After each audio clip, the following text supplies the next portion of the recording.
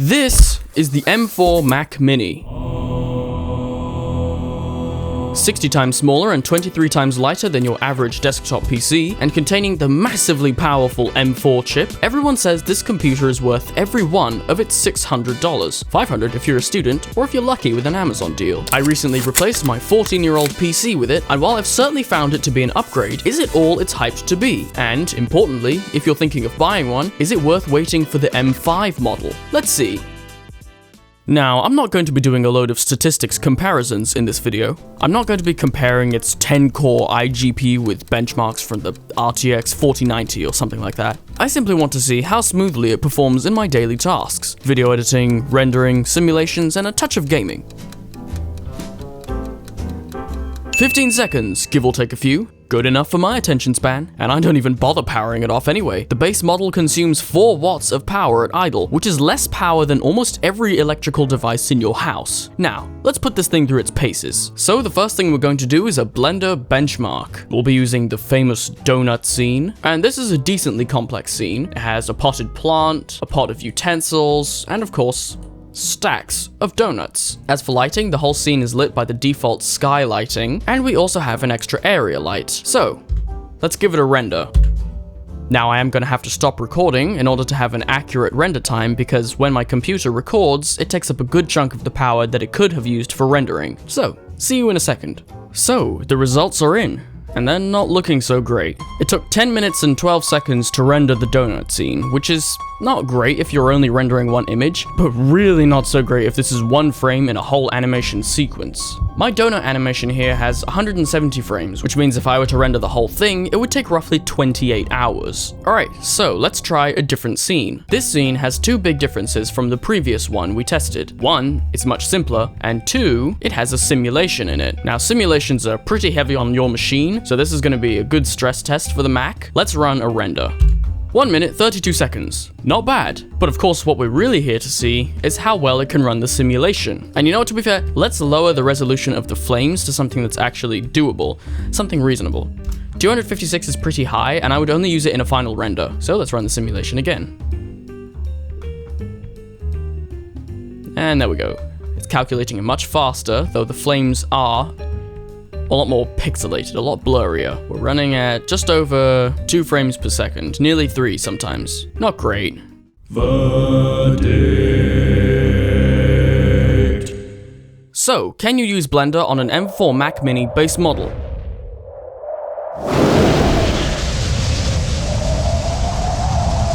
You bet.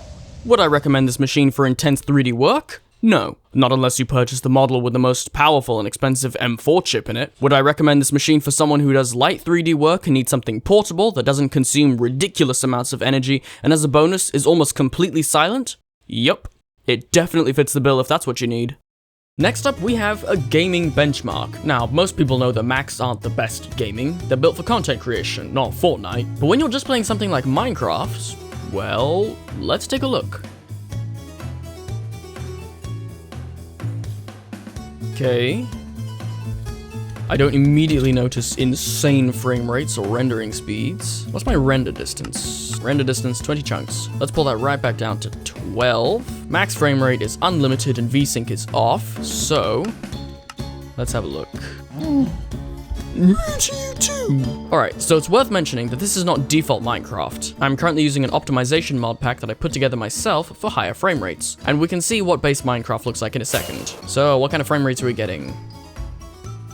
We are currently running at about 300 frames per second, with a render distance of 12. What happens if we turn down the render distance to something like 8? Now we are consistently above 300 frames per second, and that goes much higher if we... Whoa! So, standing still and looking at the ground, I don't know why this test exists, but it does. We are averaging about 350 frames per second. Standing still and looking at the sky, we are hitting... Whoa! Yep, we're going up, we're going up. Okay, about 450 frames per second. Of course, there's no reason to game with a render distance of 8 when you have a computer like this, so I'm going to keep this at 12 for the rest of our benchmark test. Now let's turn on some shaders, and I'm using complementary reimagined on high. Bear in mind that all of these tests and frame rates you see here are actually a little bit worse than what it can do because I'm recording the screen right now. Oh yeah, this looks nice. But I can feel it's a lot chunkier. Oh, it's a village.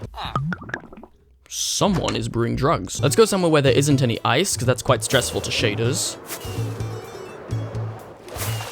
Oh, that was a huge lag drop. We are getting 45 frames per second. I'm going to pause the recording and see what we get. It wasn't any better. So, the shader performance, not very good. Performance without shaders, perfectly fine. For those who want to know, I'm using a fabric-based mod pack and Iris for the shaders, not Optifine. So, yeah, runs great as long as you're not using shaders. And now let's run our last benchmark, basic Minecraft with no mods. That's a really weird angle. All right, here we are. This is just normal Minecraft, no mods. Let's check out the performance. Looks fine to me, okay, seems a little bit chunky. Just about 70 frames per second. Why does it say display 4? That's above 4K. Why does it what did I do? I have a 2K monitor. Oh, wait. Oh. Okay, I know what's going on here. I might know why I'm getting such low frame rates. Spoiler alert, I didn't. So, Minecraft on the M4 Mac Mini? Sure. As long as you're using an optimization mod pack, you can get some pretty high frame rates. If you're using shaders, you'll definitely need one. And lastly, maybe don't game on a 2K monitor. That'll definitely lower your frame rate. Ask me how I know. Anyway, moving swiftly on into the next benchmark. Whee!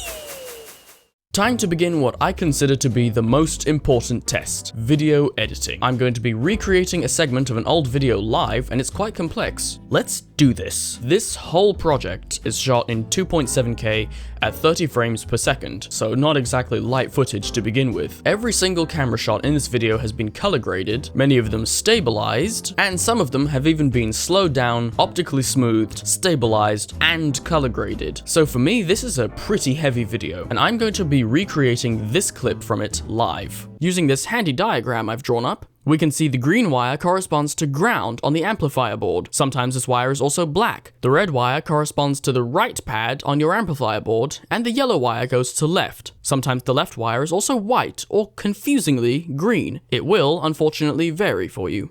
So I don't know if you noticed, but the playhead was stuttering a good bit here.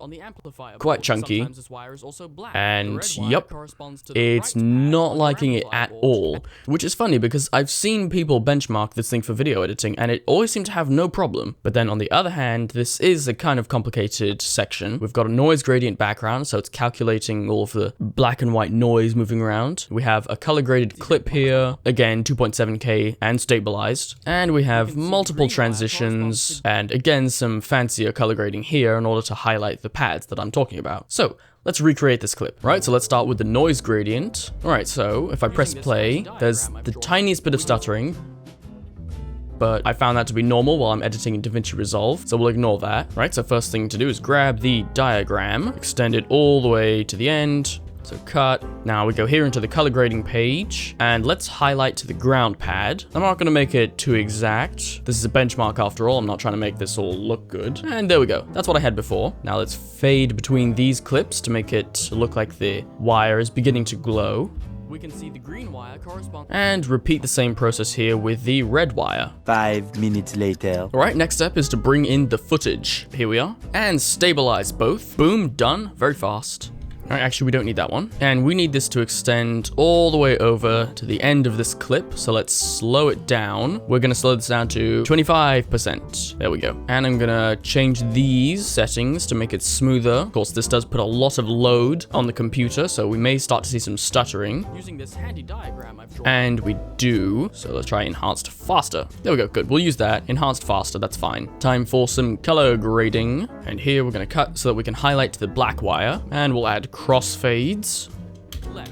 Sometimes the left wire is also white or confusingly green. And there we are. Let's play this back, see if there's any stuttering. Using this handy diagram I've drawn up, we can see the green wire pad on your amplifier. We can see the green wire, the right pad on your diagram I've drawn up. We can see left. Sometimes. Okay, so it's stuttering a bit when we begin playback. If I hop around in the If I hop around in the timeline, then it will stutter for a second, but not really that much. During normal playback, if I don't stop it too much, just like no frame drops at all. This is great. It's really smooth compared to my old machine. Let's say, for some wild reason, you need not only a noise gradient background, but you also need a fireball. A 4K fireball. There we go.